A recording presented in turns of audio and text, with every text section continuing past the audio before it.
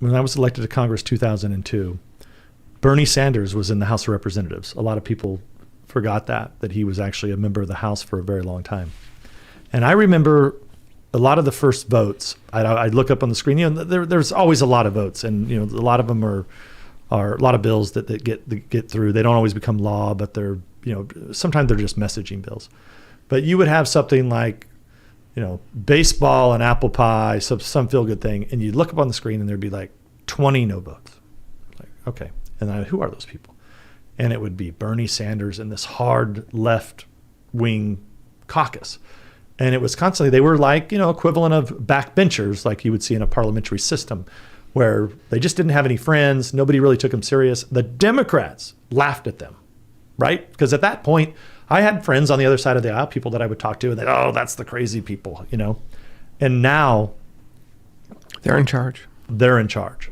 And there's not 20 that aren't, full-fledged Marxists in one way or another. Wow. Or at least they have to pretend that they are. And that's really what this is. It's all about power. It's all about how do you get and keep and hold power. And that's what I saw during my time in Washington. And I got to the point where, like, when I knew we were in trouble, and I was one of the first guys to go to Parler, and I was one of the first guys to go to Rumble, because I caught the fake news and the social media companies shadow banning me. So I went to these new platforms and I realized quickly, like, man, I grew like followers like no tomorrow. And then of course Parler got nuked by big tech. Yeah, and crazy. And the rest is history. How is that legal? It was collusion. It had to be some kind of, there's got to be some kind of antitrust action or something to stop this kind of collusion in the market. Yeah, but then they went to court. I don't know where those cases are now, but you have to go. In many cases, they go to court in their home court. So even the court, this has even reached the courts. But where's the DOJ and the FBI investigating this and subpoenaing and going in and confiscating cell phones and computers and laptops? Okay, to build a case, to look for the crime, Yeah. Well, look, it ultimately ends up with Supreme Court justices, something leaking unprecedented history, a decision pre-leaks out, right, that we still haven't got to the bottom of. And then they're out protesting and threatening Supreme Court justices' homes, which should be illegal. When it comes from all the work you've done, who has more influence and power? The intelligence agencies or big tech social media? And do the intelligence agencies affect big tech social media? So remember, the intelligence agencies aren't what is corrupt here.